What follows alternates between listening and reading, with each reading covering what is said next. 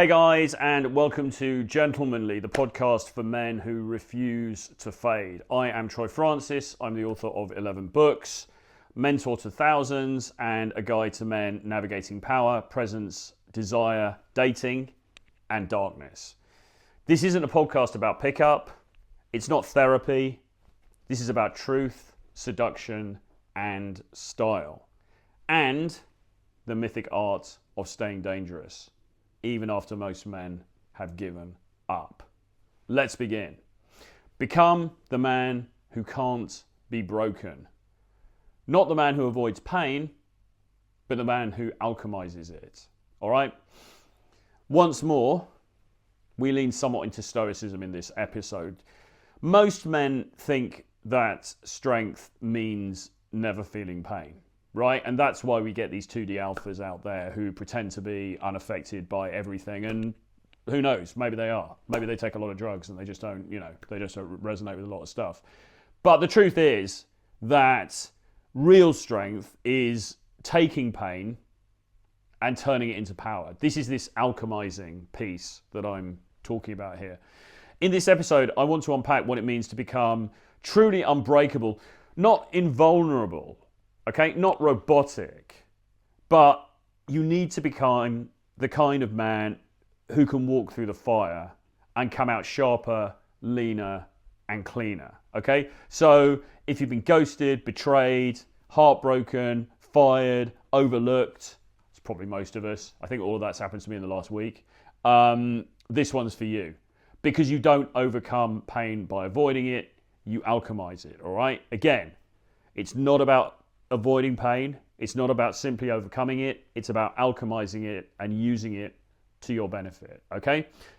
So in this episode, we're going to be talking about, pain is guaranteed, all right?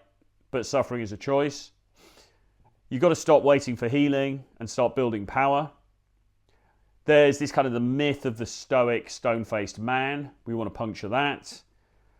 What I did when my world collapsed around me. How elite men can turn their scars into weapons, and masculine transmutation, which is really at the root of what we're talking about here and in courses, things like The Edge that I do with James Tusk. It's the art of turning damage into destiny, all right? So you don't need to avoid the fall. You need to learn how to land. That's the important thing. So let's go through this. Life is a bit of a shit show. What a great quote. Maybe I can have that on my gravestone. Troy Francis, life is a bit of a shit show. But it kind of is.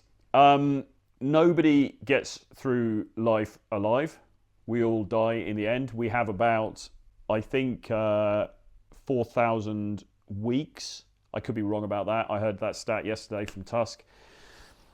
Anyway, we have a very short period of time here. And unfortunately, because we are human beings, we are animals with consciousness, a lot of bad stuff happens to us, which we're very aware of and we ruminate on, and we also are aware of our own mortality. We are the only animals who are aware of our own mortality, so we are also aware that at some point we're going to die and it's all going to turn into eternal blackness. So we have a bit of a rough deal. Now, there's also a lot of beauty that goes along with it as well. There's a lot of joy. There's a lot of wonderful, amazing experiences. But life comes with a built-in pain guarantee, okay? Nobody entirely escapes negative emotions, negative feelings.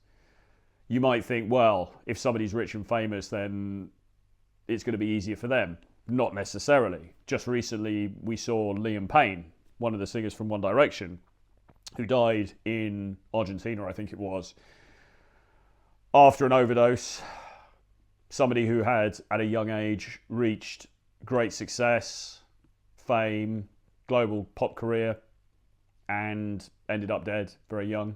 There are countless stories like that. Amy Winehouse, Jim Morrison. I mean, we don't need to go on. There are many, many, many stories of that. And not just that, but also people who are wealthy and powerful, but aren't particularly happy, okay? So we have this idea in our society that the external things are going to buy us happiness, and of course they don't. And I find myself falling into this trap sometimes. I quite like buying things. I quite like clothes. You know, I'll buy a new thing, like you know, I've got an Alexander McQueen shirt on here. I wanted this white Alexander McQueen shirt. I thought, I'm going to buy that shirt and it's going to make me feel really good. And it's somehow going to change the nature of my existence on this planet. And for a few minutes, maybe it does, or a week or so. And I still put it on. I think, oh yeah, I like it. It looks good. I like wearing it. But there's always this creeping notion in the back of my mind that, okay, great, but I'm still going to die.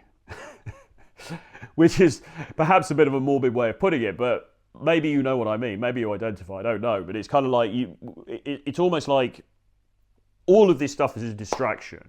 Okay, if you're a girl, it's like makeup, it's shoes, it's handbags, it's clothes, it's blah blah blah. If you're a guy, it's maybe clothes, it's sports, it's I don't know, biking equipment, whatever the hell you're into, right? Or it's fast cars, Bugattis, tables in nightclubs. We do all of this stuff. There's a great book called The Denial of Death, right, which you should definitely have a look at, by Ernst Becker, I think, is the author. I first heard of it through reading interviews with Woody Allen, who was very inspired by it back in the 70s and 80s. Anyway, really interesting book. And what he argues in that book is basically that everything that we do is predicated on our fear of our own mortality. So we all know that we're going to croak it one day. We all know that we're going to die. And so we do stuff and we buy stuff and we have experiences in order to try to make us forget the fact that we're going to die. But none of it ever works. Or it certainly doesn't work long term, because the fact remains we're all going to die. So what do I want now? What's on my shopping list? I'm trying to think of some superficial thing I quite like to buy. I was thinking about a tailor-made pink suit for this summer, or a tailor-made pink suit jacket for this summer. Oh, I tell you what.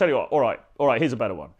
I was thinking the other day, I'd really like to get a Tom Ford jacket. Okay, I'd really like to buy a Tom Ford tuxedo. All right, and maybe, if necessary, get it tailored so it fits well, but get a Tom Ford tuxedo. I think that'd be really cool, because I like the brand, I like him, I like the vibe, whatever.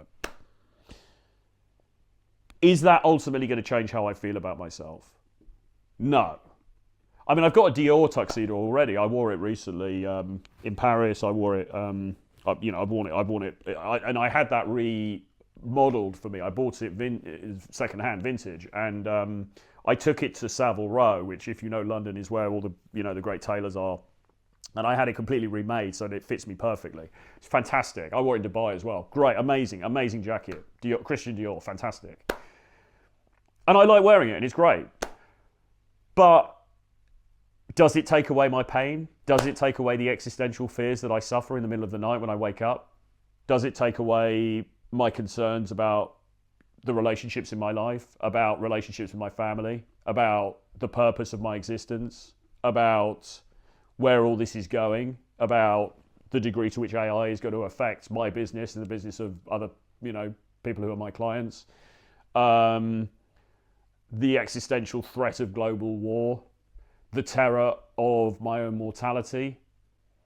Does it affect any of that? Absolutely not. Absolutely not, right? So even if today I go into Harrods or Selfridges and I go and buy my Tom Ford jacket, I'll probably feel good for an hour or so, and then the feeling's going to go away. The pain is guaranteed, okay? And the superficial things that we do to overcome the pain don't work. And I have to say, chaps, that includes relationships and women. Now, I have to make a distinction here between serious relationships and promiscuity and casual relationships, and I've experienced both in my life, as you probably know. And I don't want to underplay the importance of actual, genuine, serious relationships with people, because I think that actual connection with other human beings is one of the few genuine things that is worthwhile in life. You know, who was the writer who said only connect? I think, was it Somerset Maugham? I forget. Somebody can tell me in the comments. But anyway, connection, right? Human connection. That is something that is important. We're still going to die. We're still going to suffer pain. But that's something that's a bit more real. Other things are spirituality, spiritual practices, meditation, even religion. I'm not religious, but you know, religion offers great succor for billions of people all over the planet. Okay, it's also caused a lot of wars and death. But you know, putting that to one side, some kind of faith definitely helps. That's a more tangible thing. What else? Family, love of one's family, helping others.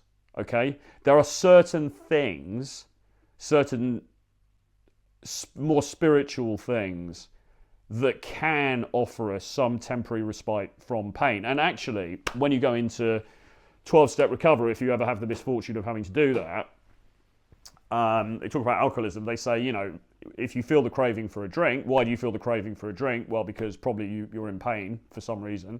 The best thing to do is not to pick up that drink, but to reach out to another alcoholic and help them instead. And that actually does work, okay? Not just in helping another alcoholic, but, you know, sometimes we use this to our benefit because, you know, myself and James, you know, we got this coaching thing, and sometimes just working with other clients, it actually helps us. It takes our minds off our own shit for a little while, okay? Those things work. What doesn't work is meaningless sexual encounters. Buying clothes or watches or luxury goods that feel good for a few minutes and then you just forget about it and it's in the bottom of the wardrobe. Travel, I would say, is pretty good because you're actually having some sort of tangible experience and you're creating memories. But even then, I would argue that travel is a form of escape. Okay, so you've got to stop waiting for healing and looking for external ways to heal, and you've got to start building power. And there's this myth of the stoic, stone-faced man who's ultra powerful and he never feels any of this stuff, and it's all nonsense. Everybody feels to some extent. Some people are just better at hiding it than others. And my world completely collapsed. My world was completely destroyed by the use of drink and drugs over about a decade. Right? I mean, I was a shell of a man by the end of that period. And very fortunately, I found recovery, and I went into recovery and I was able to begin to rebuild my life. And I now have a life that a lot of people would criticize, and believe me, a lot of people do criticize, but for me does have some meaning because I'm communicating something that I believe to be important. I believe that I am helping some people, okay? Even though there are many who are skeptical about that, I think what I'm trying to do is genuine and raw, and I'm trying to actually give you my real experience. And if that helps a couple of people, then great. And the quality of my life has just increased exponentially, right? So what you have to do, and I had a lot of help with that, all right? So maybe reaching out for help is another thing, okay? You shouldn't feel emasculated by reaching out for help, particularly to something like, you know, a recovery organization or a rehab or even therapy or whatever, right? You do whatever it takes. But the important thing is not the fall, it's the resurrection, as we've said before on this podcast.